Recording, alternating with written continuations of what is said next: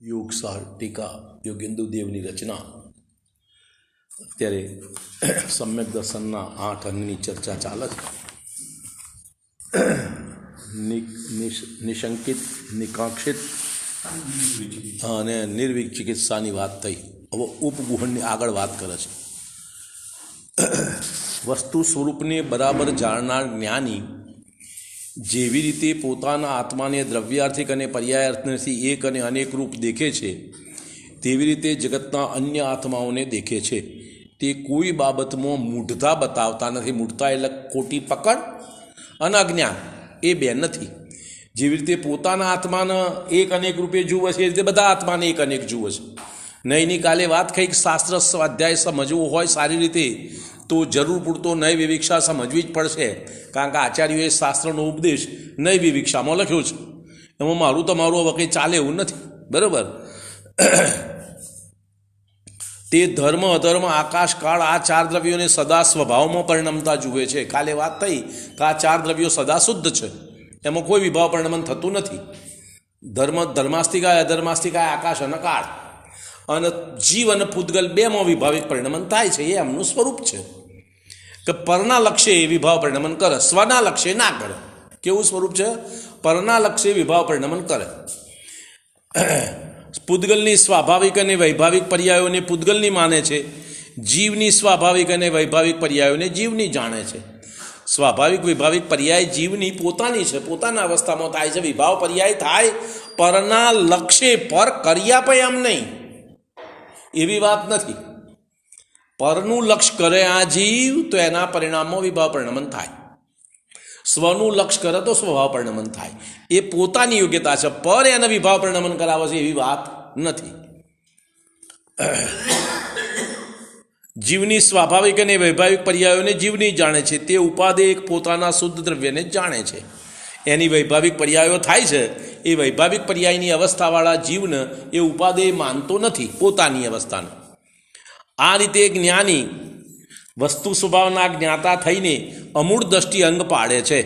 જ્ઞાની સર્વરાગાદી દોષોથી જુદા રહીને કશાયના મેલને મેલ સમજીને તેનાથી રહિત પોતાના વિતરાગ સ્વભાવના અનુભવમાં લીન થઈને પોતાની અંદર અનંત શુદ્ધ ગુણોનો પ્રકાશ કરે છે. આ જ્ઞાનીની પ્રક્રિયા છે કે પોતે પોતાના કશાયથી વિમુખ થાય, પોતાના કશાયથી પાછા વળે, પોતાના શુદ્ધ સ્વભાવનું લક્ષ્ય કરે, પોતાના શુદ્ધ સ્વભાવમાં તન્મય થાય, અને એમ કરતો કરતો એમનો શુદ્ધ સ્વરૂપ પર્યાયમાં પ્રગટ થાય. એમ દોષો તરફથી ઉપયોગ ખસેડીને આત્મિક ગુણોમાં પોતાને પ્રગટ કરતા થતાં ઉપબૃહણ અંગનું પાલન કરે છે. ઉપબૃહણનો અર્થ અહીંયા આગળ એમ છે કે પોતાના દોષનો અભાવ અને ગુણનો સદભાવ, એનું નામ ઉપગુહન. જ્ઞાની જાણે છે કે રાગ દ્વેષનો પવન લાગવાથી મારો આત્મા ચંચળ થશે, કે રાગ દ્વેષના પરિણામ થશે તો ચંચળ થશે જ થશે. માટે વિતરાગ ભાવમાં સ્થિર થઈને અને જ્ઞાન ચેતનામય થઈને આત્મા આનંદના સ્વાત્મા તન્મય થઈ સ્થિતિકરણ અંગનું પાલન કરે છે. સ્થિતિકરણ એટલે પોતાનું પહેલું, ઉપચારથી પરનું. બરાબર? પોતાના ઉપયોગને આત્માની ભૂમિમાં રમણતા કરાવે છે, બહાર જવા દેતા નથી. જ્ઞાની જીવ જગતના સર્વ આત્માઓને એક સમાન શુદ્ધ અને પરમ આનંદમય દેખીને પરમ શુદ્ધ પ્રેમથી ભરપૂર થઈને એવા પ્રેમમય બની જાય છે કે સર્વ વિશ્વને એક શાંતિમય સમુદ્ર બનાવી તે સમુદ્રમાં ગોથા ખાય છે. શુદ્ધ વિશ્વ પ્રેમ ધારણ કરીને વાત્સલ્યંગ પાડે છે. તે જ્ઞાની પોતાના નિર્મળ ઉપયોગરૂપી રથમાં પરમાત્માને બિરાજમાન કરીને ધ્યાનના માર્ગે રથ ચલાવીને પોતાના આત્માના પરમ શાંત મહિમાનો વિસ્તાર કરીને પ્રભાવના અંગ પાડે છે. આ રીતે 8 અંગોથી વિભૂષિત જ્ઞાની શુદ્ધ શ્રી જિનેન્દ્રનું સ્મરણ, ચિંતન અને ધ્યાન કરતું થકું નિર્વાળના અચળ નગર તરફ પ્રયાણ કરે છે. આ આપણે સમ્યક દ્રષ્ટિ જીવના 8 અંગની ચર્ચા થઈ. હવે કહે છે સમાધિ શક્તકનો આધાર આપે છે 97મી ગાથા. જેમ બત્તી દીપકથી ભિન્ન છે, દિવેટ બત્તી એટલે એ દીપકથી ભિન્ન છે, તો પણ દીપકનું સેવન કરીને સ્વયં દીપક બની જાય છે.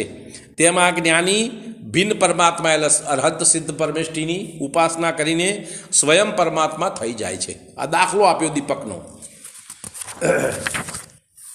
ભાવ પાહુડમાં કુંદકુંદ આચાર્ય કહે છે, ભવ્યજી શુદ્ધ ભાવથી જ્ઞાનમય નિર્મળ શીતળ જળ પીને વ્યાધિ જરા મરણની વેદનાના દાહથી છૂટીને મુક્ત થઈ જાય છે. આપ્ત સ્વરૂપમાં કહ્યું. આપ્ત મીમાંસા નામનો ગ્રંથ છે, એમાં ભગવાન કોને ગણવા એનું સ્વરૂપ બતાવ્યું છે. આપ્ત મીમાંસા એમાંનું 21મી ગાથા છે. જેણે રાગ દ્વેષાદીને અને કર્મરૂપી મહાન યોદ્ધાઓને જીતા છે અને જે મરણના ચક્રથી રહિત છે તે જ જીન કહેવાય છે. એ ભગવાન છે. રાગ દ્વેષનો જેનામાં અભાવ થઈ ગયો છે અને જન્મ મરણનો અભાવ થઈ ગયો છે એ જીન. બરાબર. હવે આગળની વાત કરે છે કે પોતાના આત્મામાં અને જીનેન્દ્રમાં ભેદ નથી. સ્વભાવથી બંનેનું સ્વરૂપ એક સરખું છે. જીનવરને શુદ્ધાત્મામાં કિંચિત ભેદ ન જાણ, મોક્ષાર્થે યોગીજન નિશ્ચયથી એ માન. શુદ્ધાત્મા અને જીનવર જીનેન્દ્ર ભગવાન એ બેમાં કોઈ તફાવત નથી. તારા મોક્ષ માર્ગે આગળ જવું હોય તો નિશ્ચયથી આત્માનું અશુદ્ધ સ્વરૂપ છે એને કબૂલ કર. માન એટલે કબૂલ કર. હે યોગી, પોતાના શુદ્ધાત્મામાં અને જીનેન્દ્રમાં કોઈ પણ ભેદ ન સમજો. મોક્ષનું સાધન નિશ્ચયથી એને જ માનો. એને લખવાના પોતાના શુદ્ધાત્માના એ મોક્ષનું સાચું સાધન છે. મોક્ષ કેવળ એક પોતાના જ આત્માની પર સંયોગ રહિત શુદ્ધ અવસ્થાનું નામ છે. મોક્ષ એ શું છે? પોતાના આત્માની શુદ્ધ અવસ્થાનું સંયોગ રહિત અવસ્થાનું નામ એ મોક્ષ છે. પોતાના શુદ્ધ આત્માનું સંયોગ રહિત અવસ્થા. તેથી તેનો ઉપાય પણ નિશ્ચય નહીંથી અથવા પર્યાયમાં એ જ છે કે પોતાના આત્માને શુદ્ધ અનુભવવું. હવે વાત અહીંયા આગળ એક જ છે. પહેલી વાત કરી કે વૈભાવ પરિણમન આ જીવ પરનું લક્ષ કરતું નિયમથી એના પર્યાયમાં વિભાવ પરિણમનસ થાય અને સ્વનું લક્ષ કરતું નિયમથી સ્વભાવ પરિણમનસ થાય. એને કરવાનું કશું નથી, ખાલી લક્ષ બદલવાનું છે. પરનું લક્ષ છોડી સ્વ શુદ્ધ આત્મદ્રવ્યનું લક્ષ કરવાનું છે. બસ એટલી જ વાત છે. શ્રી જીનેન્દ્ર અરહંત અથવા સિદ્ધ પરમાત્મા સમાન જ પોતાને માનવું. જ્યારે આવી માન્યતા થશે ત્યારે અનાદિની મિથ્યા વાસનાનો અભાવ થશે કે મારે આમ કરવાનું છે, ભગવાન મારું ભલું કરી આલે અને ફલાણા મારું ભલું કરી આલે. એ પ્રકારની વિપરીત માન્યતાનો અભાવ જ્યારે જીનેન્દ્ર ભગવાન અને મારા આત્માને એક માનશે તો થશે. એ નહીં માને ત્યાં સુધી આ વિપરીત માન્યતાનો અભાવ થશે નહીં.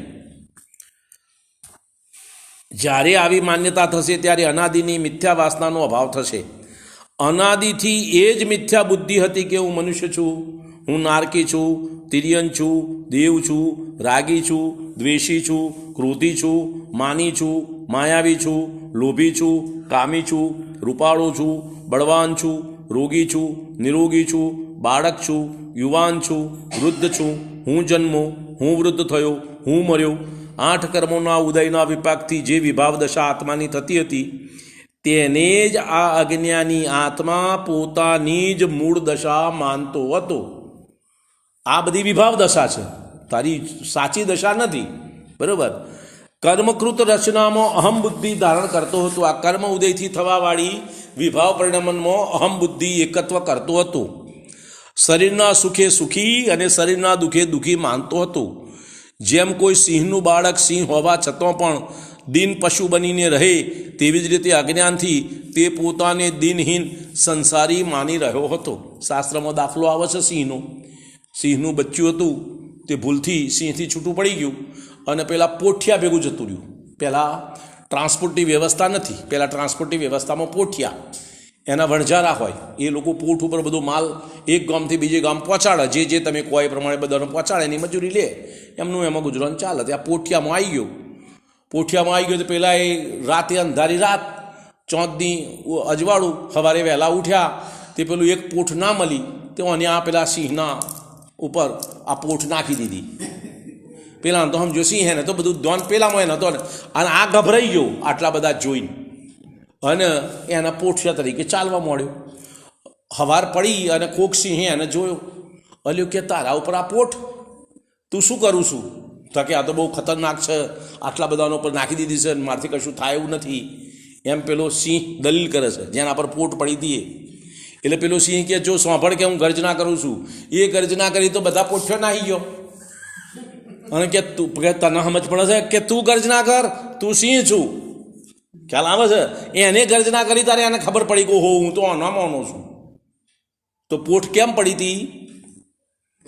પોઠ એના ઉપર કેમ આઈન પડી? વજન, એને વજન કેમ ખેંચવું પડ્યું? અજ્ઞાનથી. પોતાની જે અવસ્થા છે એવી અવસ્થા ના માની અને અન્ય પ્રકારની ખોટી પ્રકારની અવસ્થા માની, એટલે એના વજન ખેંચવું પડ્યું. એમ તું પણ શુદ્ધ આત્મા જિનેન્દ્ર ભગવાન જેવો છું એ તું તારી બુદ્ધિમાં કબૂલ કરતો નથી, એટલા સંસાર પરિભ્રમણના દુઃખનું બોજો તારે સહન કરવો પડે છે, ખેંચવો પડે છે. એમ જેમ કોઈ સિંહનું બાળક સિંહ હોવા છતાં પણ દીન પશુ બની રહે, તેવી રીતે અજ્ઞાનથી તે પોતાને દીનહીન સંસારી માની રહ્યો હતો. શ્રી ગુરુના પ્રસાદથી, શાસ્ત્રના જ્ઞાનથી સ્વયં જ જ્યારે તેને જ્ઞાનની આંખ ખુલી, તેને એવી પ્રતીતિ થઈ કે હું તો સ્વયં ભગવાન પ્રભુ પરમાત્મા છું. મારો સ્વભાવ સિદ્ધ પરમાત્માથી રંત માત્ર ઓછો નથી. હું તો સંસારના પ્રપંચોથી રહિત છું, કર્મોથી અલિપ્ત છું, પરમ વિતરાગી છું, પરમ આનંદમય છું. જેટલા આનંદ ગુણ સિદ્ધ પરમાત્મામાં છે તે બધા મારા આત્મામાં છે. હું અમૂર્તિક અખંડ જ્ઞાન મૂર્તિ છું. કેવળ પોતાથી પોતામાં, પોતાને જ માટે, પોતામાંથી પોતાને પોતે જ પરિણામ આવું છું. બીજો કોઈ તને પરિણામ આવતું નથી. બરોબર? આવું સ્વરૂપ એ માને તો પછી એના આગળનો પ્રયત્ન શરૂ થાય અને વિપરીત માન્યતાનો અભાવ થાય. બે કામ સાથે બને. વિપરીત માન્યતાનો અભાવ થાય અને આગળનો પુરુષાર્થ શરૂ થાય. કયો આગળનો પુરુષાર્થ? પોતામાં તન્મય થવાનો, પોતાના સ્વરૂપને લક્ષ્ય કરવાનો. બરોબર? હું જ મારી શુદ્ધ પરિણતિનો કરતા છું. શુદ્ધ પરિણામ જ મારું કર્મ છે. ને બીજી વાત, જ્યારે જ્યારે આત્મા, કોઈ પણ આત્મા, મારો તમારો કોઈ પણ જીવનો આત્મા, કોઈ પણ જીવ જ્યારે જ્યારે પોતાના શુદ્ધ દ્રવ્ય સ્વભાવનું લક્ષ્ય કરશે, ત્યારે નિયમથી એની પર્યાયમાં વિતરાગતા રૂપ શુદ્ધિ જ પ્રગટ થશે. નિયમ જ, કોઈ કરવાનું નથી.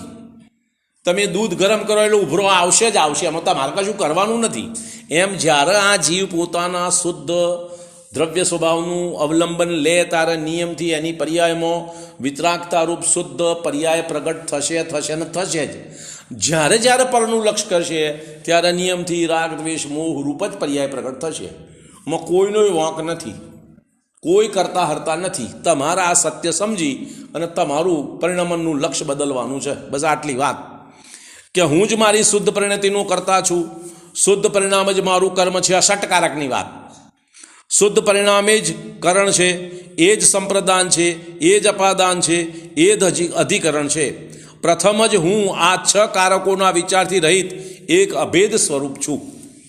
હું સ્વયં રાગાદી ભાવોનું કે પુણ્ય પાપ કર્મનું કરતા નથી. સ્વયં નથી, એ તો વિભાવ પરિણમન છે. જેમ મને ગુમડું થયું, એ ગુમડાનો કરતા હું નથી. થયું છે મારા શરીરમાં, વિભાવ છે, માટે એનો કરતા હું નથી. તો રાગાદી મારા વિભાવ છે, માટે હું એનો કરતા નથી. થયું છે મારામાં, બીજામાં નથી થયા. એનું ભોગવટો, દુઃખનું ભોગવટો હું કરું છું, પણ મારું સ્વરૂપ નથી. આ ગુમડું મારું સ્વરૂપ નથી, માટે એનો હું કરતા નથી. એ મારું નથી. મારા શરીરમાં, તો રાગાદી મારા પરિણામમાં થાય છે, મારા ભોગવટામાં છે, વિભાવ પરિણમન છે, મારા દુઃખનું કારણ છે, માટે મારું સ્વરૂપ નથી. બરોબર? એમ હું સ્વયં રાગાદી ભાવોનું કે પુણ્ય પાપ કર્મનું કરતા નથી. હું કેવળ પોતાના જ શુદ્ધ અને અતિન્દ્રિય સહજ આનંદનો ભોગતા છું. હું સંસારિક સુખ દુઃખનો ભોગતા નથી. હું સિદ્ધ સમાન પરમ નિશ્ચળ છું. ભોગની ચંચળતા રહિત છું. મન વચન કાયાના 15 યોગોથી શૂન્ય છું. હું કર્મ તથા નો કર્મનું આકર્ષણ કરનાર નથી. ન મારામાં અજીવ તત્વ છે, ન આશ્રવ તત્વ છે, ન બંધ તત્વ છે, ન સંવર તત્વ છે, ન નિર્જરા તત્વ છે, ન મોક્ષ તત્વ છે. હું તો સદાય શુદ્ધ જીવત્વનો ધારક એક જીવ છું. સુખ, સત્તા, ચૈતન્ય, સ્વાનુભૂતિ અને બોધ, આ 4 જ મારા નિજ પ્રાણ છે, જેનાથી હું સદા જીવતો છું. જુઓ બીજી વાત, અનાદિકાળથી અત્યાર સુધી આપણે જીવ રૂપે રહ્યા, તો હજુ પણ જીવ રૂપે જ છીએ. ગમે તેવા કર્મનો ઉદય આવ્યો ને ગમે તેવી ગતિ થઈને ગમે તે ગતિમાં ગયા, તો એ જીવમાંથી અન્ય કોઈ રૂપે પલટાયા નથી. એ તમારું સ્વરૂપ સદા શાશ્વત બન્યું રહે છે. એ જે શાશ્વત સ્વરૂપ છે એ હું. આ જે પલટાતું સ્વરૂપ છે એ મારું શાશ્વત સ્વરૂપની વૈભાવિક અવસ્થા છે. હું જે કંઈ વિભાવ પરિણમન કરું છું એ વૈભાવિક અવસ્થા, એ મારું શાશ્વત સ્વરૂપ નથી. એ પરના નિમિત્તે થવાવાળી વ્યવસ્થા છે. જેવા સિદ્ધ ભગવાન કૃતકૃત્ય છે તેવો જ હું કૃત્ય છું. ન તો તે સિદ્ધ ભગવાન જગતના રચનાર છે, ન હું જગતનો રચનાર છું. હું એ જગતનો કરતા નથી ને સિદ્ધ ભગવાન એ જગતના કરતા નથી. ન તેઓ કોઈને સુખ દુઃખ આપે છે, ન હું કોઈને સુખ દુઃખ આપું છું. તેઓ જગતના પ્રપંચથી નિરાળા છે, હું પણ જગતના પ્રપંચથી જુદો છું. તેઓ અસંખ્ય પ્રદેશી અખંડ છે, હું પણ અસંખ્યાત પ્રદેશી અખંડ છું. તેઓ અંતિમ શરીર પ્રમાણ આકાર ધારણ કરે છે, હું મારા શરીર પ્રમાણ આકાર ધારું છું. પરંતુ પ્રદેશોની સંખ્યામાં ઓછું વધતું નથી. જેટલા પ્રદેશો સિદ્ધ ભગવાનના આત્માના એટલા જ પ્રદેશો મારા તમારા, એટલા જ આત્માના પ્રદેશો કીડીના. બરાબર. સર્વજીવના પ્રદેશો લોકાકાશ પ્રમાણ બધાના, ચાહે સિદ્ધ હોય, અરહંત હોય, નારકી હોય, કીડી હોય, મકોડ હોય, એકેન્દ્રિય બેન્દ્રિય કોઈ પણ જીવ હોય. તે સિદ્ધ ભગવાન સર્વ ગુણસ્થાનની શ્રેણીઓથી પર છે, હું પણ ગુણસ્થાનોથી દૂરવર્તી છું. સિદ્ધ ભગવાન 14 માર્ગણાઓથી પર છે, હું પણ 14 માર્ગણાઓથી જુદો છું. સિદ્ધ ભગવાન તૃષ્ણાની બળતરાથી રહિત છે, હું પણ તૃષ્ણાની બળતરાથી રહિત છું. અમારી વાત સાંભળો. ગમે તેટલી તૃષ્ણા થઈને, ગમે તેટલા ભોગ ભોગ્યા, ગમે તેટલી નરક ગતિમાં ગયા, તો એ આત્મા તો તમારું એવું ને એવું બદલાયો નથી.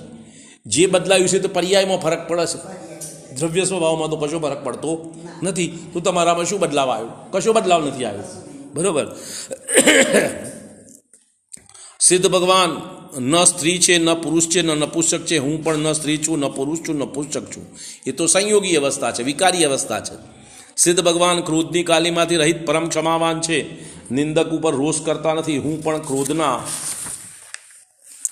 વિકારથી રહિત પરમ ક્ષમાવાન છું, નિંદક પર સંભાવ રાખું છું. સિદ્ધ ભગવાન કુળ, જાતિ, રૂપ, બળ, ધન, અધિકાર, તપ આ 8 મદથી રહિત પરમ કોમળ પરમ માર્દવ ગુણના ધારક છે. હું પણ 8 મદ રહિત પૂર્ણ નિરાભયમાની પરમ કોમળ માર્દવ ભાવોનો સ્વામી છું.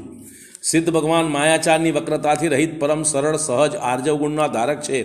હું પણ કપટજાળ શૂન્ય પરમ નિષ્કપટ સરળ આર્જવ સ્વભાવનો ધારક છું. આ 10 લક્ષણ ધર્મની વાત. સિદ્ધ ભગવાન અસત્યની વક્રતા રહિત પરમ સત્ય અમિટ એક સ્વભાવના ધારક છે. હું પણ સર્વ અસત્ય કલ્પનાઓ રહિત પરમ પવિત્ર સત્ય શુદ્ધ ધર્મનો સ્વામી છું. સિદ્ધ ભગવાન લોભમળ રહિત પરમ પવિત્ર શૌચ ગુણના ધારક છે. હું પણ સર્વ લાલસાથી શૂન્ય પરમ સંતોષી પરમ શુદ્ધ શૌચ સ્વભાવનો સ્વામી છું. સ્વભાવની વાત, પર્યાયની વાત નથી. પર્યાય વસ્તુ જુદી છે. બરાબર. સિદ્ધ ભગવાન મન અને ઇન્દ્રિયોના પ્રપંચ અને અદયાભાવથી રહિત પૂર્ણ સંયમ ધર્મના ધારક છે. હું પણ મન અને ઇન્દ્રિયોની ચંચળતા રહિત પરમ સ્વદયાથી પૂર્ણ પરમ સંયમ ગુણનો ધારક છું. સિદ્ધ ભગવાન પોતા વડે જ પોતાની સ્વાનુભૂતિની તપશ્ચર્યા નિરંતર તપતા થકા પરમ તપ ધર્મના ધારક છે. હું પણ સ્વ આત્મ અભિમુખ થઈને પોતાના જ સ્વ આત્મ રમણતાની અગ્નિમાં નિરંતર પોતાને તપાવતો પરમ ઈચ્છા રહિત તપ ગુણનો સ્વામી છું. સિદ્ધ ભગવાન પરમ શાંત ભાવથી પૂર્ણ થકા થયા પરમ નિર્ભયતા ધારણ કરતા થકા વિશ્વમાં પરમ શાંતિ અને અભયદાનનો વિસ્તાર કરતા થકા પરમ ત્યાગ ધર્મના ધારક છે. હું પણ સર્વ વિશ્વમાં ચંદ્રમા સમાન પરમ શાંત અમૃત વરસાવતો અને સર્વ જીવ માત્રને અભય કરતો થકો પરમ ત્યાગ ગુણનો સ્વામી છું. ત્યાગ એટલે તમારું જે નથી એને ત્યાગવાનું, તમારું જે છે એનો ત્યાગ થઈ શકતો નથી. બરાબર. સિદ્ધ ભગવાન એકાકી નિસ્પૃહ નિરંજન રહેતા પરમ આકિંચિત ધર્મના ધારક છે. હું પણ પરમ એકાંત સ્વભાવમાં રહેતો પરના સંયોગ રહિત પરમ આકિંચન ગુણનો સ્વામી છું. સિદ્ધ ભગવાન પરમશીલ સ્વભાવમાં અને પોતાના જ બ્રહ્મ ભાવમાં રમણ કરતા પરમ બ્રહ્મચર્ય ધર્મના ધારક છે. હું પણ પોતાના જ શુદ્ધ શીલ સ્વભાવમાં નિર્વિકાર પ્રમાણે સ્થિર થતો થકો બ્રહ્મભાવનો ભોગ કરતો થકો બ્રહ્મચર્ય ગુણનો સ્વામી છું. સત્તાધારી હોવા છતાં પણ સ્વભાવની અને ગુણોની અપેક્ષાએ મારા આત્માની અને સિદ્ધ પરમાત્માની પૂર્ણ એકતા છે. જે તે હું, તે જે હું તે આમ જે યોગી નિરંતર અનુભવ કરે છે તે જ મોક્ષનો સાધક થાય છે. પરમાત્મામાં સિદ્ધ અવસ્થામાં અને મારામાં સ્વભાવથી કોઈ ભેદ નથી. જે કંઈ ભેદ છે પર્યાય અપેક્ષા એ છે. તો મારે તો સ્વભાવનું લક્ષ્ય કરવાનું છે, તો સ્વભાવનું લક્ષ્ય તો સિદ્ધ ભગવાન સમાન છે. બરાબર. પરમાત્મા પ્રકાશમાં કહ્યું છે જેવા નિર્મળ જ્ઞાનમય પરમાત્મા દેવ સિદ્ધ ગસીમાં નિવાસ કરે છે તેવા જ પરમ બ્રહ્મ પરમાત્મા પોતાના શરીરમાં નિવાસ કરે છે. કોઈ તફાવત ન જાણો. બૃહદ સામાયિક પાઠમાં કહે છે હે મૂઢ પાણી, તું તારા આત્માને નિત્ય જ્ઞાનમય સ્વભાવવાળો નિર્મળ સર્વ આપત્તિઓ અને નાશ રહિત ન જાણતો એવી મિથ્યા કલ્પના કરે છે. ખરેખર તો આવું સ્વરૂપ છે એવું તું માનતો નથી અને જૂઠી જૂઠી કલ્પનાઓ કરું છું. કેવી? હું ગોરો છું, રૂપાળો છું, બળવાન છું, નિર્બળ છું, જાડો છું, પાતળો છું, કઠોર છું, દેવ છું, મનુષ્ય છું, પશુ છું, નારકી છું, નપુસક છું, પુરુષ છું, સ્ત્રી છું. આવી બધી ખોટી ખોટી કલ્પનાઓ કરું છું તું. આ તારું સાચું સ્વરૂપ નથી એમ. મોક્ષ પાહોળમાં કહ્યું છે, જે જીવ ભયાનક સંસાર સમુદ્રમાંથી નીકળવા ઈચ્છે છે તેણે શુદ્ધાત્માનું ધ્યાન કરવું. તેનાથી જ કર્મરૂપી ઈંધન ભસ્મ થાય છે. પોતાના શુદ્ધાત્મા સ્વરૂપનું ધ્યાન કરવું, એનાથી જ તમારા કર્મબંધનનો અભાવ થશે. બીજો કોઈ ઉપાય નથી. બરાબર? આત્મા જ જીન છે, તે જ સિદ્ધાંતનો સાર છે. હવે 21મી ગાથા કહે છે આત્મા પોતે જ જીન છે. જીન એટલે ભગવાન. બરાબર? એ આ સિદ્ધાંતનો સાર છે. જીનવર્તે આત્મ લખો એ સિદ્ધાંતિક સાર, એમ જાણી યોગી જનો ત્યાગો માયાચાર. કયો માયાચાર? હું સિદ્ધ છું, જીન છું એમ નહીં સમજીન અન્ય સમજો, એ માયાચાર. પોઈન્ટ સમજમાં આવે છે? ફરીથી બોલું. જીનવર્તે આત્મ લખો એ સિદ્ધાંતિક સાર, એમ જાણી યોગીજનો ત્યાગો માયાચાર. જે જીનેન્દ્ર છે તે જ આ આત્મા છે એમ મનન કરો. આ સિદ્ધાંતનો સાર છે. આમ જાણીને હે યોગીજનો માયાચાર છોડો. તીર્થંકરો દ્વારા જે દિવ્ય ધ્વનિ પ્રગટ થાય છે તે જ સિદ્ધાંતનું મૂળ સ્તોત્ર છે. ઉપદેશનું મૂળ સ્તોત્ર તો ભગવાનની જીનવાણી. બરોબર? તે જીનવાણીને ગણધર આદિ મુનિઓ ધારણામાં લઈને 12 અંગની રચના કરે છે. જુઓ, સમજો વાત. શું કહે છે? તમારી પાસે આ શાસ્ત્ર કેવી રીતે આવ્યું, એનો આધાર શું, તો એની આ મૂળ વાત થાય છે કે જીનેન્દ્ર ભગવાન, સર્વજ્ઞ ભગવાનની જે દિવ્યવાણી ખરે એ આ શાસ્ત્રનો મૂળ આધાર છે. એનું જે જીનવાણીને ગણધર આદિ મુનિઓ ધારણામાં લઈને 12 અંગની રચના કરે છે. આ બીજું સ્ટેપ. પછી તેને અનુસારે અન્ય આચાર્ય ગ્રંથ રચે છે. આ ત્રીજું સ્ટેપ. તે ગ્રંથોનો વિભાગ 4 અનુયોગોમાં કરવામાં આવ્યો છે. પ્રથમાનુયોગ, કર્ણાનુયોગ, ચરણાનુયોગ, દ્રવ્યાનુયોગ. આ ચારેના અભ્યાસનો સાર એટલો જ છે કે પોતાના આત્માને પરમાત્મા સમાન સમજવું. પહેલાં દિવ્યવાણી, ભગવાનની વાણી ખરી, એને ગણધર આદિ આચાર્યોએ 12 અંગમાં રચના કરી. અન્ય આચાર્યોએ એને ગ્રંથબદ્ધ કર્યા, લિપિબદ્ધ કર્યા અને એના 4 ભેદ ભણ્યા. એ ચારેનો સાર એક જ કે મારો આત્મા પરમાત્મા સમાન છે. બરાબર? રત્નકરણ સાવકાચારમાં સમંતભદ્ર સ્વામી કહે છે,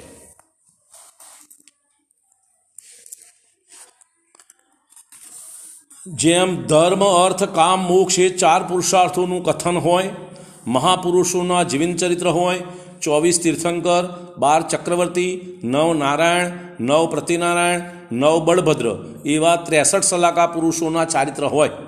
જો આ ચારિત્ર 63 સલાકા પુરુષોની સંખ્યા ગણી લો, 24 તીર્થંકર અને 24 ને 12 ચક્રવર્તી 36 અને 9 નારાયણ, 9 પ્રતિનારાયણ અને 9 બલભદ્ર એ 27, 36 ને 27 63. એ 63 સલાકા પુરુષો જેનું જે વાંચવાથી પુણ્ય બંધાય છે, એમનું ચરિત્ર વાંચો તો પુણ્ય બંધાય. જે રત્નાંતરીની પ્રાપ્તિ અને સમાધિનો ભંડાર હોય અને જે સમ્યક જ્ઞાનને બતાવનાર હોય તેને પ્રથમાન યોગ કહે છે. નિશ્ચય રત્નાંતર અને સમાધિ પોતાના જ શુદ્ધાત્માને પરમાત્મા રૂપ માનવાથી થાય છે. શું કહે છે? પરથી બોલું. જે રત્નંત્ર, નિશ્ચય રત્નંત્ર અને સમાધિ કેવી રીતે પ્રાપ્ત થાય? પોતાના જ શુદ્ધાત્માને પરમાત્મા રૂપ માનવાથી થાય છે. પ્રથમાન યોગમાં દ્રષ્ટાંતો દ્વારા બતાવ્યું છે કે જેમણે પોતાના આત્માને શુદ્ધ સમજીને પૂર્ણ વૈરાગી થઈને આત્મધ્યાન કર્યું તેવો જ નિર્માણ પામ્યા છે. તેથી આ અનુયોગ પણ આત્મતત્વને પ્રકાશનાર છે. આગળની ગાથા કહે છે, પેલી 43, હવે 44, એની 5, 6, 4 ગાથાઓ છે. કર્ણાનુયોગમાં જુઓ, પ્રથમાનુયોગની વાત કરી, હવે કર્ણાનુયોગની વાત. કર્ણાનુયોગમાં લોકાલોકના વિભાગનું શું? મધ્યલોક, અધોલોક, સ્વર્ગ, નરક, ઉર્ધ્વલોક, પછી પેલા શું કહેવાય 16 સ્વર્ગ, 9 ગ્રીવેક, 5 અનુદેશ, આ બધી રચના છે. એ લોકાલોકના વિભાગનું વર્ણન કર્ણાનુયોગમાં આવે. કાળના ગુણોનું પરિવર્તનનું, ચારે ગતિઓના ભિન્ન ભિન્ન જીવોની અવસ્થાઓનું, માર્ગણા અને ગુણસ્થાનોનું દર્પણ સમાન બરાબર વર્ણન હોય છે. આ કર્ણાની યોગનો વિષય, જેનાથી સમ્યક જ્ઞાનનો પ્રકાશ થાય છે. કર્મોના સંયોગથી સાંસારિક અવસ્થા અને વિભાવ પરિણતિ કઈ રીતે થાય છે તે બધાનું સૂક્ષ્મ કથન કરી એ બતાવ્યું છે કે જ્યાં સુધી કર્મનો સંયોગ છૂટશે નહીં ત્યાં સુધી ભવભ્રમણ છૂટશે નહીં. આત્મા તો સ્વભાવથી કર્મરહિત શુદ્ધ છે. બરાબર. હવે આગળની ગાથા 45માં એમાં ચરણાની યોગની વાત, પેલી પ્રથમાની યોગની કરી, કર્ણાની યોગની કરી, હવે ચરણાની યોગની વાત, જેમાં ગ્રહસ્થન્ય શ્રાદ્ધુઓના ચારિત્રની પ્રાપ્તિ, વૃદ્ધિ અને રક્ષણનો ઉપાય બતાવ્યો હોય અને જે સમ્યક જ્ઞાન પ્રગટ કરે તે ચરણાની યોગ છે. એમાં પણ નિશ્ચય ચારિત્ર સ્વ આત્મ અનુભવને બતાવતો તેના માટે નિમિત્ત સાધનરૂપ શ્રાવક અને મુનિના વ્યવહાર ચારિત્રના પાલનનો ઉપાય બતાવ્યો છે. મુનિના અને શ્રાવકના ચારિત્રના પાલનનો ઉપાય શું કરવા બતાવ્યો? કે પોતાના સ્વ આત્મ અનુભવને કરવા માટે. બરાબર. અને એમ સમજાવ્યું કે નિશ્ચય આત્મામાં લીનતા વિના વ્યવહાર ચારિત્ર કેવળ મોક્ષ માર્ગ નથી. પોતાના શુદ્ધ આત્મ તત્વમાં લીનતા થયા વગર માત્ર વ્યવહાર ચારિત્ર મોક્ષ માર્ગ નથી, એમ ચરણાની યુગમાં બતાવ્યું. આત્માને પરમાત્મા રૂપ અનુભવશે ત્યારે જ સમ્યક ચારિત્ર થશે. બરોબર. અવદ્રવ્યાની યોગની વાત, જેમ દીપક, આ બધી રત્નકરણ સાવકાચાર્યની વાત છે, સ્વામી સમંતભદ્રાચાર્યની વાત. જેમ દીપકની જેમ જીવ પુણ્યપાપ બંધ મોક્ષ તત્વને તથા ભાવશ્રુત જ્ઞાનનો પ્રકાશ પ્રગટ કરે તે દ્રવ્યાની યોગ છે. દીપકની જેમ જે અનુયોગ દીપકની જેમ જીવ પુણ્યપાપ બંધ મોક્ષ એટલે 7 તત્વ 9 પદાર્થનો પ્રકાશ કરે તે દ્રવ્યાની યોગ છે. એમાં વ્યવહાર નહીંથી 7 તત્વોનું સ્વરૂપ બતાવીને પછી નિશ્ચય નહીંથી બતાવીને એમ પ્રગટ કર્યું કે આ પોતાનો આત્મા જ પરમાત્મા છે, તે જ ગ્રહણ કરવા યોગ્ય છે. મોક્ષનો ઉપાય એક શુદ્ધ આત્માનું જ્ઞાન છે. કેવા આત્મા? શુદ્ધ. આપણને અત્યારે કેવા આત્માનું જ્ઞાન છે? અશુદ્ધ, રાગી દ્વેષી. છ તો ખરું આત્માનું જ્ઞાન નથી એમ નહીં. તમે પોતાને જાણો છો ને, એ શાનું જ્ઞાન છે? પોતાના આત્માનું. કેવા? રાગી દ્વેષી. શુદ્ધ આત્માનું જ્ઞાન મોક્ષ માર્ગનો ઉપાય છે. બસ એટલી વાત. જે આત્માને બરાબર સમજવા ઈચ્છે છે અને આત્માને નિર્વાણના પંથે લઈ જવા ઈચ્છે છે તેનું કર્તવ્ય છે કે જેને મોક્ષ પ્રાપ્ત કરવો છે એનું કર્તવ્ય છે કે તે ચારેય અનુયોગોના ગ્રંથનો મર્મ જાણે અને ચારેયમાં પોતાના આત્માના શુદ્ધ તત્વની ઝાંખી કરે અને જુએ. તે વખતે તેને પૂર્ણ નિશ્ચય થઈ છે કે મોક્ષ માર્ગ અને દ્વાદશાંગ વાણીનો સાર એક પોતાના જ આત્માને શુદ્ધ પરમાત્મા સમાન અનુભવવો તે છે. 12 અંગની વાણી ભગવાનની જીનવાણીનો સાર એક જ, કે પોતાના આત્માને શુદ્ધ પરમાત્મા સમાન અનુભવવું. આ દ્વાદશાંગ વાણીનો સાર. બરોબર. હવે સમયસારમાં કહ્યું છે દ્વાદશાંગ વાણી દ્વારા પોતાના આત્માને પરના સંયોગ રહિત કેવળ શુદ્ધ અનુભવે છે તેને જ લોકના જ્ઞાતા મહાઋષિઓએ નિશ્ચયથી શ્રુત કેવડી કહ્યા છે. જે પોતાના શુદ્ધ આત્માનો અનુભવ કરે તે જ શ્રુત કેવડી. શુદ્ધ આત્માનો અનુભવ ના હોય તો શ્રુત કેવડી નહીં. બરોબર. સર્વગ્રંથોનો સાર એ છે કે જે કપટ છોડીને યથાર્થ એ જાણી લે કે હું જ પરમાત્મા દેવ છું. પોતાના જ ધ્યાનથી શુદ્ધતા પ્રાપ્ત થાય છે, બીજાના ધ્યાનથી શુદ્ધતા નહીં થાય. શુદ્ધતા તો પોતાના દ્રવ્ય સ્વભાવના લક્ષ્ય જ પ્રગટ થશે. અન્ય કોઈ ઉપાય કોઈ જગ્યાએ કોઈ પણ શાસ્ત્રમાં બતાવ્યો નથી. નથી થતું એ જુદી વાત, પ્રયત્ન એનો કરો. નથી થતું એ બરાબર, એને સમજવાની મહેનત કરો, એનો પ્રયત્ન કરો, એની પ્રેક્ટિસ કરો, બીજો કોઈ રસ્તો નથી. હવે આગળ 22મી ગાથા કહે છે હું જ પરમાત્મા છું. પેલા પરમાત્મા તો એમના, હું મારો પરમાત્મા, હું જ પરમાત્મા છું. જે પરમાત્મ તે જ હું, જે હું તે પરમાત્મ એમ જાણીને હે યોગીજન કરો ન કાંઈ વિકલ્પ. કોઈ વિકલ્પ ના કરો. વિકલ્પ એટલે જ્ઞાનનો વ્યાપાર. જ્ઞાનના વિચારો કર્યા કરવા એ વિકલ્પ છે. અને સંકલ્પ 5 ઇન્દ્રિયોના વિષયોનું ચિંતન મનન કરવું એ સંકલ્પ છે. તો સંકલ્પ વિકલ્પનો ત્યાગ. એમ હે યોગી જે પરમાત્મા છે તે જ હું છું તથા જે હું છું તે જ પરમાત્મા છે એમ જાણીને બીજો કંઈ પણ વિકલ્પ ના કર, બીજો જ્ઞાનનો વેપાર ના કર. તું પોતે જ પરમાત્મા સ્વરૂપ છું.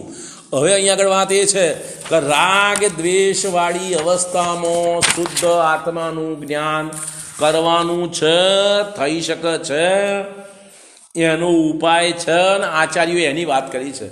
શુદ્ધ થશે પછી શુદ્ધ આત્માનું જ્ઞાન એમ નહીં. અત્યારે વર્તમાનમાં અશુદ્ધ અવસ્થામાં શુદ્ધ આત્મ સ્વભાવનું જ્ઞાન કરી શકાય છે, અનુભવ કરી શકાય છે, એનું લક્ષ્ય કરી શકાય છે. બરાબર.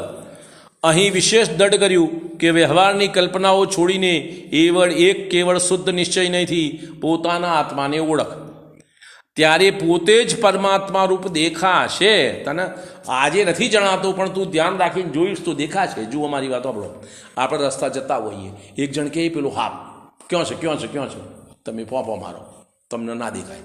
પછી પેલો નિશાન કરીને બતાવે કે આ રહ્યું પેલું પૂંછડી દેખાય, પેલું મોં દેખાય. હા હા હવે જોયું. તો પહેલાં તમે નહોતું જોયું તારે હાપ તો નહોતું, તમે નહોતું જોયું તારે હાપ ત્યાં નહોતો હતો તો કેમ ના દેખાયો?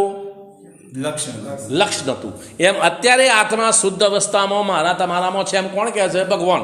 હું કહું છું પેલો હાપ ને તમને વિશ્વાસ પડે છે કહેશે લશ એ ભગવાન કહે છે, આચાર્ય કહે છે તારા શરીરમાં શુદ્ધ આત્મા દાખે જી ખબર, એનો વિશ્વાસ નથી પડતો. વિશ્વાસ પડે તો ખોર, મારી વાતનો વિશ્વાસ પડ્યો તો તમે ત્યાં આગળ ખોખા ગોળા કરી, મારી વાતનો વિશ્વાસ ના પડે તો ખોટી વાત તો તમને ના દેખાય.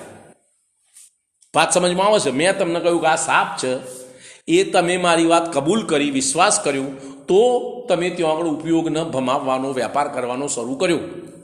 નહીં તો મારી વાત ના માની હોત તો ત્યાં આગળ તમારી ઉપયોગને ભમાવત, ના ભમાવત તો તમને હાપ ના દેખાત.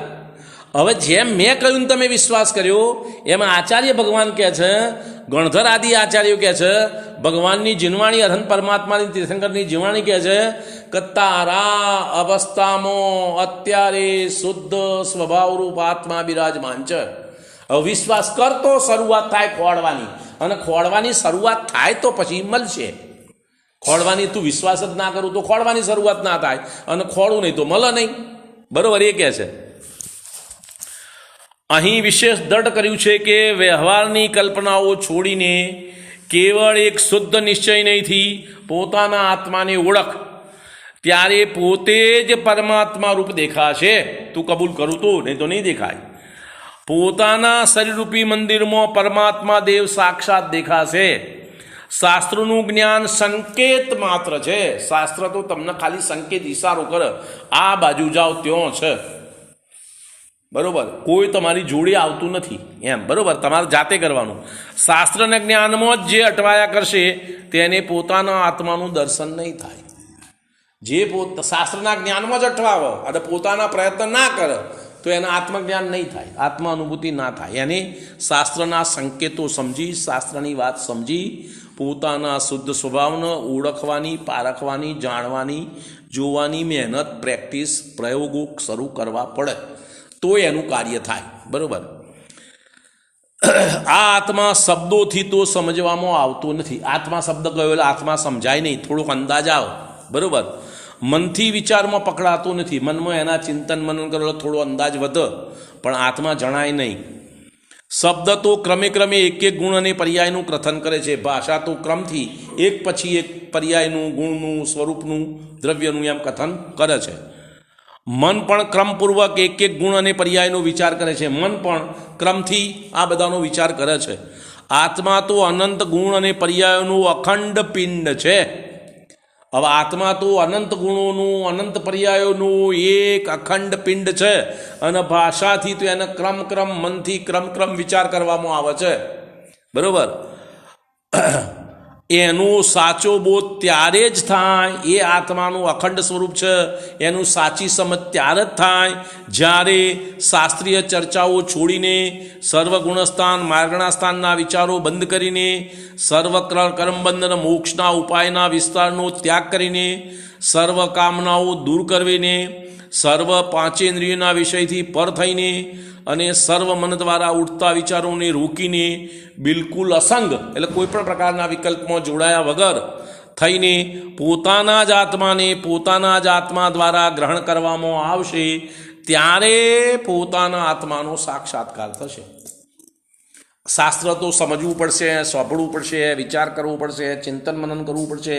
એ પછી તમે તમારા આત્માને ઓળખવાનું આ બધું છોડીને આગળનું પ્રયત્ન નહીં કરો તો આત્મા અનુભવમાં આવશે નહીં. શાસ્ત્રમાં અટવાયા કરશો તો આત્મા અનુભવમાં આવશે નહીં. શાસ્ત્ર નહીં વાંચો તોય નહીં સમજાય. શાસ્ત્ર દ્વારા આત્માનું સ્વરૂપ સમજી એનું ચિંતન મનન કરી સાચો નિર્ણય કરી પછી પોતાના જ્ઞાનને શાસ્ત્રમાંથી પાછું વાળી પોતાના સ્વભાવમાં લઈ જવાનો પ્રયત્ન કરશો, પ્રેક્ટિસ કરશો તો અખંડ આત્મા અનુભવમાં આવશે. આ સિવાય બીજો કોઈ માર્ગ નથી. એમ બિલકુલ અસંગ થઈને પોતાના જ આત્મા દ્વારા ગ્રહવામાં આવશે ત્યારે પોતાના આત્માનો સાક્ષાત્કાર થશે. તે આત્મતત્વ નિર્વિકલ્પ છે, અભેદ છે. જે અનુભૂતિ થઈ એમાં કોઈ ભેદ નથી, એ તો અભેદ છે, એમાં કોઈ વિકલ્પ નથી. વિકલ્પ તો એના જ્ઞાનમાં આવે. વિકલ્પ શેમાં આવે? જ્ઞાનમાં. આત્માનું જ્ઞાન તમને થયું અને કોઈ તમને પૂછે તો વિકલ્પાત્મક જ્ઞાન વડે તમે એનો જવાબ આપો. અનુભૂતિમાં વિકલ્પ નહીં. વિકલ્પ તો નિર્વિકલ્પ અનુભૂતિ, બરોબર. એમ તેથી નિર્વિકલ્પ થવાથી જ તે હાથમાં એટલે જાણવામાં આવે છે આત્મા. જ્યાં સુધી રંચમાત્ર પણ માયા મિથ્યાત્વ કે નિદાનનું શલ્ય અંદર રહેશે, જ્યાં સુધી અંશ પણ માયા મિથ્યા નિદાનનું અંતર રહેશે, ત્યાં સુધી કોઈ પણ પ્રકારની કામના ભોગ ઉપભોગની ઈચ્છા રહેશે, મિથ્યાત્વની કંઈક પણ ગંધ રહેશે, ત્યાં સુધી આત્માનું દર્શન નહીં થાય. બરાબર.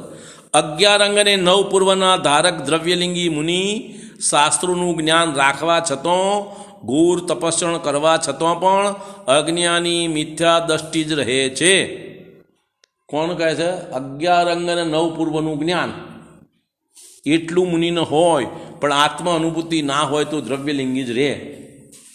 આત્મ અનુભૂતિ જુદી વસ્તુ છે. જો ટોટલ જ્ઞાન કેટલું? ભગવાનની જીનવાણી, ભગવાને જે ઉપદેશ કર્યો એનું ટોટલ વિસ્તાર કેટલો? 12 અંગ. 12 અંગ એટલે 11 અંગ અને 14 પૂર્વ. તો 11 અંગ અને 14 પૂર્વમાંથી 9 પૂર્વ સુધીનું જ્ઞાન એને હોય પણ આત્મ અનુભૂતિ ના હોય તો એ જ્ઞાન હોવા છતાં પણ મિથ્યા દ્રષ્ટિ જ રહે, અજ્ઞાની જ રહે. એ કહે છે 11 અંગ અને 9 પૂર્વકના ધારક દ્રવ્યલિંગી મુનિ શાસ્ત્રોનું જ્ઞાન રાખવા છતાં, ઘોર તપસ્યા કરવા છતાં પણ અજ્ઞાની મિથ્યા દ્રષ્ટિ જ રહે છે. તેનું કારણ એ જ છે કે પોતાના આત્માની અનુભૂતિ નથી. તેઓ શુદ્ધાત્માની શ્રદ્ધા પર અનુભવથી પૂર્ણ થાય ત્યાં જ પહોંચે છે. પોતાના આત્માની શ્રદ્ધા પરથી પૂર્ણ થાય એમ વાત વિચારે છે. પોતાથી પૂર્ણ થાય એ વાત વિચારતા નથી, પરથી. બરોબર. તેમનામાં કોઈ મિથ્યાત્વનું નિદાનનું શલ્ય એવું સૂક્ષ્મ રહી જાય છે કે જેને કેવળ જ્ઞાની જાણે છે. હવે જે દ્રવ્યલિંગી મુનિરાજ છે, 11 અંગ અને 9 પૂર્વના જ્ઞાની, એમનું જે મિથ્યાત્વ છે એવું સૂક્ષ્મ છે કે જેનું જ્ઞાન મને તમને થતું નથી. કેવળ જ્ઞાની જાણે છે એ કેવા પ્રકારનું મિથ્યાત્વ છે, કેવા પ્રકારનું નિદાન છે, જેને કેવળ જ્ઞાની જાણે છે. શાસ્ત્રોનું જ્ઞાન આત્માનું સ્વરૂપ સમજવા માટે જરૂરી છે. શરૂઆતના અવસ્થામાં આત્મજ્ઞાનનું આત્માનું સ્વરૂપ સમજવા માટે શાસ્ત્રનો જ આધાર લેવો પડે. બીજો કોઈ ઉપાય મારી તમારી પાસે નથી. પણ આત્માનું સ્વરૂપ સમજ્યા પછી આત્મ સ્વરૂપ પ્રાપ્ત કરવા માટે શાસ્ત્રનો આધાર છોડવો પડે, એમ વાત છે. પોઈન્ટ એ છે. ફરીથી બોલું, શાસ્ત્રોનું જ્ઞાન આત્માનું સ્વરૂપ સમજવા માટે જરૂરી છે. જાણ્યા પછી વ્યવહારનું વર્ણન છોડી દઈને શુદ્ધ નિશ્ચયના દ્વારા પોતાના આત્માનું મનન કરવું. મનન કરતી વખતે પણ મનનું અવલંબન છે. મનન કરતો જ્યાં મનન બંધ થાય, ઉપયોગ સ્વયં સ્થિર થાય, ત્યારે સ્વાનુભવ થાય. વસ્તુ વિચારત ધ્યાવતી મન પામે વિશ્રામ, રસવાદિત સુખ ઉપજે અનુભવ યાકો નામ. આ કોઈ પંડિતજીએ લખ્યું છે? રાજચંદ્ર નહીં, બનારસીદાસ હશે, રાજચંદ્ર નથી. કે વસ્તુ વિચારત ધ્યાવતી, વસ્તુનો વિચાર કરો ધ્યાનપૂર્વક એના સ્વરૂપનો, અને મન પામે વિશ્રામ, મન વિશ્રામ પામી જાય તો રસ સ્વાદિત અનુભવ, એવા અતિન્દ્રિય આનંદનો ભોગવટો થાય, એનું નામ અનુભવ આખું નામ. એ અનુભવ કહો, સમ્યક દર્શન કહો, સ્વાનુભૂતિ કહો, જે કહેવું હોય કહો. એ વાત અહીં કરે છે કે શાસ્ત્રોનું જ્ઞાન આત્માનું સ્વરૂપ સમજવા માટે જરૂરી છે.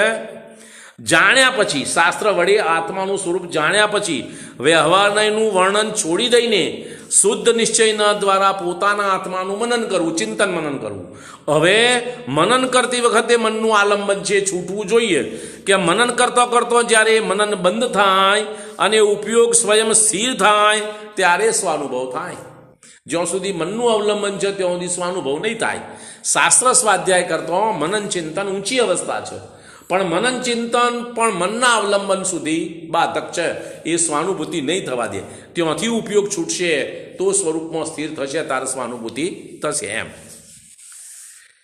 ત્યારે જ આત્માનું પરમાત્મા રૂપે દર્શન થાય અને પરમ આનંદનો સ્વાદ આવે. હું જ પરમાત્મા છું એવો વિકલ્પ ન કરવા છતાં પણ પરમાત્માપણાનો અનુભવ થશે. વિકલ્પ નહીં હોય, અનુભવ પરમાત્માપણાનો, હું પોતે ભગવાન છું એવો અનુભવ થશે.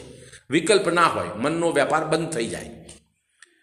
હું પરમાત્મા છું એવો વિકલ્પ ન કરવા છતાં પણ પરમાત્માપણાનો અનુભવ થશે. પરદેશમાંથી કોઈ ફળ એવું આવ્યું હોય કે જેનો સ્વાદ આપણે જાણતા નથી. આ દાખલો આલે, ઉદાહરણ.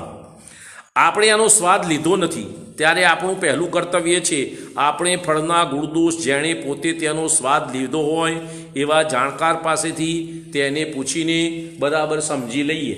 ફળના જેને સ્વાદ લીધો છે એવા જાણકાર જ્ઞાની પાસેથી આ ફળ ગુણકારી છે, સ્વાસ્થ્યવર્ધક છે, મિષ્ટ છે ઇત્યાદિ જાણ્યા પછી આપણે તે ફળ સંબંધી ચર્ચા વિચારણા છોડી પછી એ બધી ચર્ચા છોડી દેવાની. વાતચીત કરી લીધી પછી ફળને જીભ પાસે લઈને બીજી બાજુથી ઉપયોગને જથ્થો કરીને બીજી બાજુ ઉપયોગ વ્યાપાર બંધ કરી દીધો. હવે ફળના સ્વાદમાં તન્મય થયા. તે ઉપયોગને ફળનો સ્વાદ લેવા જોડવો પડશે. બરોબર? ત્યારે આપણને એકાગ્ર થતો જ તે ફળના સ્વાદનું યથાર્થ જ્ઞાન થશે. જો આપણે ફળ ખાઈએ નહીં તો આપણે કદી પણ તે ફળનો સ્વાદ જાણીશું નહીં. લાખો મનુષ્યો પાસેથી ફળના ગુણ સાંભળવા છતાં પણ, પુસ્તકોમાંથી ફળના ગુણ જાણવા છતાં પણ આપણે કદી ફળના ગુણ બરાબર જાણી શકતા નથી, જ્યાં સુધી અનુભવ ના કરો ત્યાં સુધી. એમ આત્માનું શાસ્ત્ર અભ્યાસ દ્વારા, ભગવાનની વાણી દ્વારા, ગુરુ ઉપદેશ દ્વારા એનું સ્વરૂપ સમજી જ્યાં સુધી અનુભૂતિનો પ્રયત્ન નહીં કરો ત્યાં સુધી સ્વાનુભૂતિ થશે નહીં. ફક્ત શાસ્ત્ર અભ્યાસ, ફક્ત જ્ઞાન એકલું કાર્યકારી નથી. જેમ ફળનો સ્વાદ અનુભવ્ય ગમે છે તેવી જ રીતે પરમાત્મા પોતે પણ અનુભવ્ય ગમે છે. મારો આત્મા મારા માટે સ્વાનુભવ પ્રત્યક્ષ છે, બીજી કોઈ રીતે જાણવાનો રસ્તો નથી. નથી મારા માટે, નથી તમારા માટે, નથી અન્ય કોઈના માટે. જ્યારે પણ મરીચીના જીવે સિંહના ભાવમાં આત્મા જાણ્યો ત્યારે આ જ રીતે જાણ્યો. ઋષભનાથ ભગવાને જાણ્યો ત્યારે આ જ રીતે, પાર્શનાથ ભગવાને જાણ્યો ત્યારે આ જ રીતે. બીજો કોઈ રસ્તો કોઈના માટે નથી. બરોબર? સમયસાર કળશમાં કહ્યું છે, જે કોઈ બુદ્ધિમાન વિવેકી ભૂત ભવિષ્ય વર્તમાન એ ત્રણેય કાળના કર્મબંધને પોતાથી એકદમ દૂર કરીને સર્વ મોહને બળપૂર્વક છોડીને પોતાની જ અંદર નિશ્ચયથી પોતાને દેખે છે તો તેને સાક્ષાત એ જોવામાં આવે છે કે હું જ સર્વ કર્મ કલંકના કાદવથી રહિત અવિનાશી પરમાત્મા દેવ છું. તેનો મહિમા તેને જ માલુમ પડે છે જેને પોતે પોતાના આત્માનો અનુભવ કરે છે. આત્માનો મહિમા, મહત્વ, સાચું સ્વરૂપ એને જ ખબર પડે જે પોતાના આત્માનો અનુભવ કરે. ફક્ત શાસ્ત્ર સાંભળવાથી, વાંચવાથી, વિચાર કરવાથી, એનો અભ્યાસ કરવાથી જ્ઞાનમાં નિર્ણય થાય, અનુભવમાં નહીં થાય. અનુભવનો નિર્ણય જ સાચો નિર્ણય છે. બરાબર? સમય થઈ ગયો છે, આગળની વાત.